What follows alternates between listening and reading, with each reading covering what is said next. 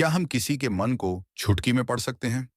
अगला व्यक्ति आपके बारे में क्या सोच रहा है? उसके मन में आपके लिए क्या विचार चल रहा? हम जान सकते हैं? तो जवाब है हाँ, ये बात बिल्कुल सच है। और आज मैं आपको बताने जा रहा हूं कि आप किसी का भी मन पढ़ सकते हैं। आप चाहते हैं कि ऐसे ही गहरे और प्रेरणादायक वीडियो आपको मिलते रहे तो अभी हमारी चैनल चाणक्य ज्ञानी को सब्सक्राइब कर लीजिए और बेल आइकन दबा दीजिए ताकि आने वाला हर वीडियो सबसे पहले आप तक पहुंचे, वह भी बड़े ही आसानी से। लेकिन इसके लिए आपको कुछ नियमों और कुछ बातों का ध्यान रखना होगा। किसी के मन की बात को पढ़ने की स्वतंत्रता हर किसी में होती है, बशर्ते आप इसे सही तरीके से सीखें और अभ्यास करें। आज हम इस कला को आचार्य चाणक्य की नीतियों और बुद्धिमत्ता के आधार पर समझेंगे। एक बार चाणक्य अपनी कुटिया के बाहर बने छोटे से बगीचे में गए और एक गुलाब का फूल तोड़कर लाए। उन्होंने चंद्रगुप्त से कहा, इस फूल को देखो, क्या यह सुंदर नहीं है? चंद्रगुप्त ने हामी भरी, लेकिन उसका मन कहीं और था। चाणक्य ने फिर पूछा, क्या तुम्हें गुलाब की खुशबू पसंद है? चंद्रगुप्त ने जल्दी से जवाब दिया, हाँ आचार्य, बहुत अच्छी है। चाणक्य ने हल्के से हंसते हुए कहा, युवक, तुमने फूल को सूंघा ही नहीं, फिर खुशबू कैसे पसंद आई? चंद्रगुप्त सकपका गया। चाणक्य ने आगे कहा, तुम्हारा मन यहां नहीं है। तुम मगध के सिंहासन के बारे में सोच रहे हो। तुम धनानंद को हराना चाहते हो, लेकिन डरते हो कि कहीं तुम्हारी योजना असफल ना हो जाए। चंद्रगुप्त की आंखें आश्चर्य से फैल गईं। उसने सोचा, यह कैसे संभव है? मैंने तो कुछ कहा ही नहीं। चाणक्य ने चंद्रगुप्त को बैठने का इशारा किया और बोले, मन को पढ़ना कोई जादू नहीं है चंद्रगुप्त, यह एक कला है जो अभ्यास और शांति से आती है। मैंने तुम्हारी आंखों में वह आग देखी जो एक योद्धा की होती है। तुम्हारे चेहरे की रेखाएं मुझे बता रही थीं कि तुम किसी बड़े लक्ष्य के लिए बेचैन हो। तुम्हारी उंगलियां बार बार एक दूसरे से टकरा रही थीं, जो तुम्हारे डर और संकोच को दर्शाता है। और जब मैंने तुमसे फूल के बारे में पूछा, तुमने जल्दबाजी में जवाब दिया, क्योंकि तुम्हारा मन कहीं और था। चंद्रगुप्त ने पूछा, आचार्य, आपने यह सब कैसे जाना? क्या यह कोई तंत्र मंत्र है? चाणक्य हंसे और बोले, नहीं, यह तंत्र मंत्र नहीं, बल्कि मन की शांति और दूसरों के हाव भाव को समझने की कला है। मैंने अपने मन को इतना शांत कर लिया है कि मैं दूसरों के मन की हलचल को सुन सकता हूं।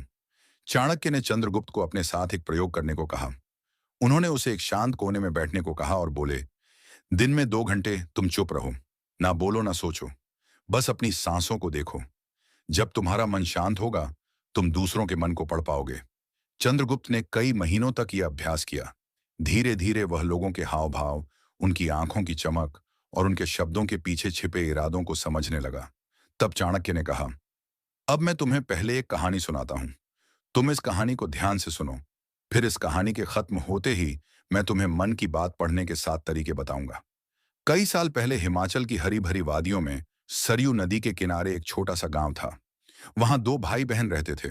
बड़ा भाई रमेश, जो देख नहीं सकता था, और छोटी बहन अनीता, जो गांव में एक छोटा सा बगीचा संभालती थी। अनीता का बगीचा खूबसूरत था, लेकिन जंगली जानवर अक्सर उसकी फसलें बर्बाद कर देते थे। अनीता को इससे बहुत परेशानी होती थी। एक दिन उसने सोचा कि क्यों ना अपने अंधे भाई रमेश की मदद ली जाए, जो अपनी तीक्ष्ण सुनने की क्षमता से जानवरों की मौजूदगी को भांप सकता था। अनीता ने बगीचे के बीच में एक छोटा सा मचान बनाया और रमेश को वहां बिठाया। उसने कहा, भैया, अगर तुम्हें किसी जानवर की आहट सुनाई दे तो अपनी लाठी से मचान पर जोर से ठोक देना। इससे जानवर डर कर भाग जाएंगे। रमेश ने अपनी बहन की बात मान ली और हर दिन मचान पर बैठकर बगीचे की रखवाली करने लगा। जब भी उसे कोई आहट सुनाई देती, वह लाठी ठोकता और जानवर भाग जाते। इस तरह बगीचा सुरक्षित रहने लगा। एक दिन एक शाही सिपाही, जो एक जंगली सूअर का पीछा कर रहा था, बगीचे के पास पहुंचा। उसने रमेश को देखा और पूछा, क्या तुमने यहां एक सूअर देखा है?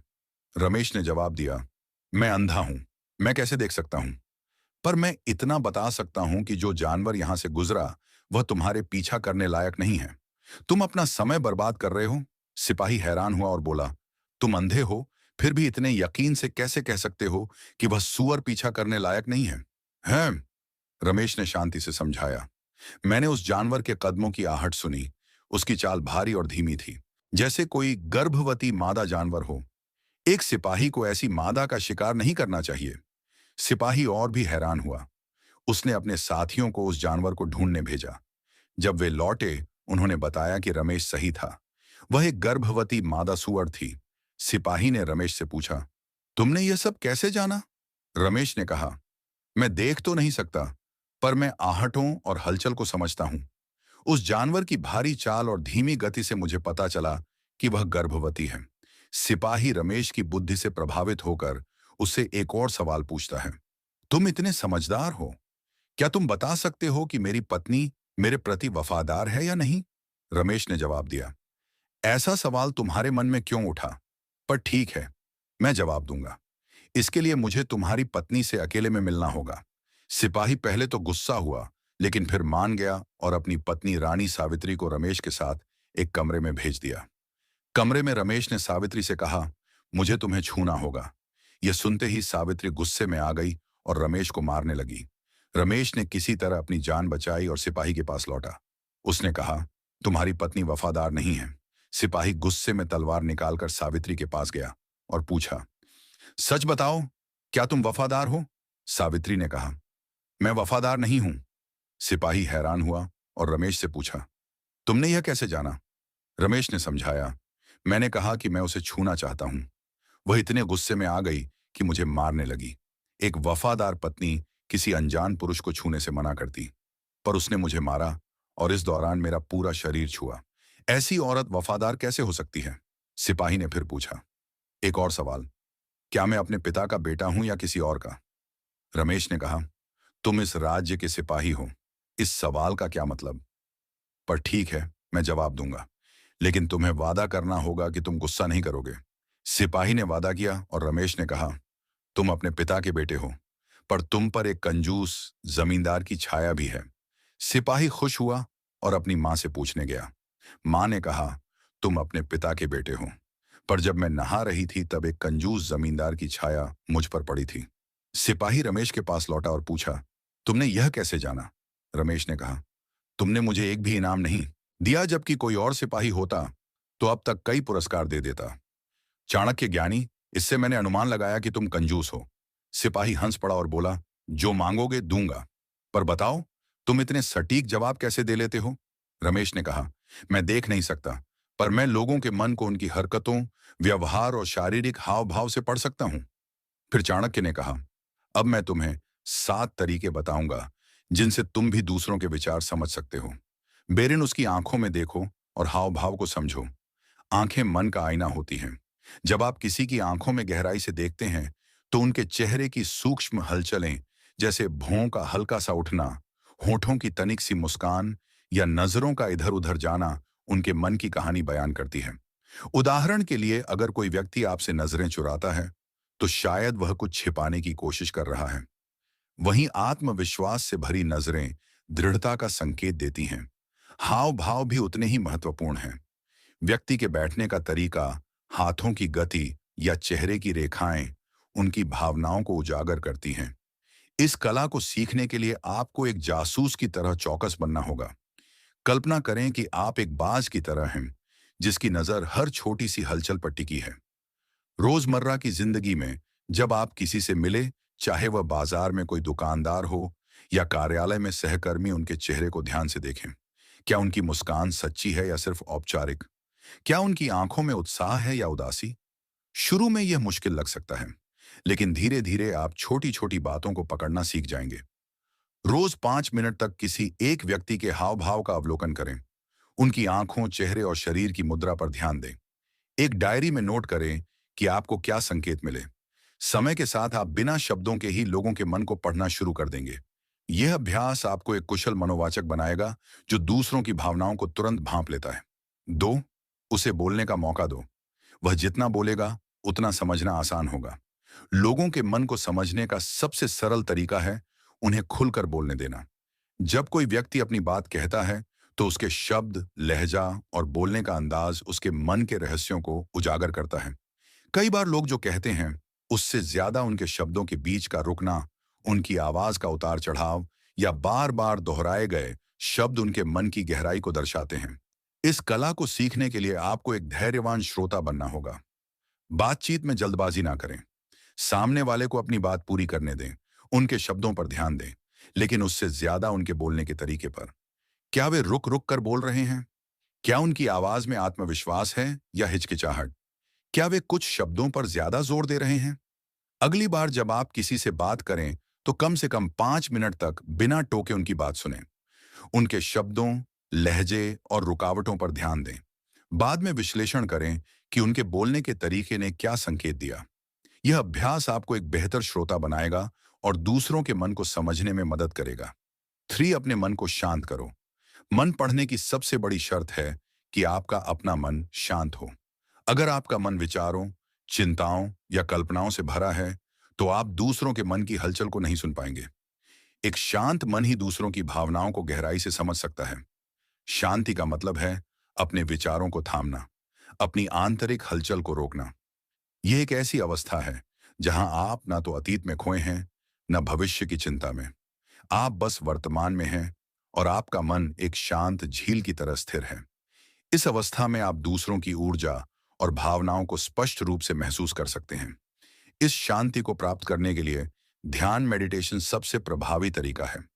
रोज चाणक्य ज्ञानी ने 10 से 15 मिनट के लिए एक शांत कोने में बैठे अपनी सांसों पर ध्यान केंद्रित करें।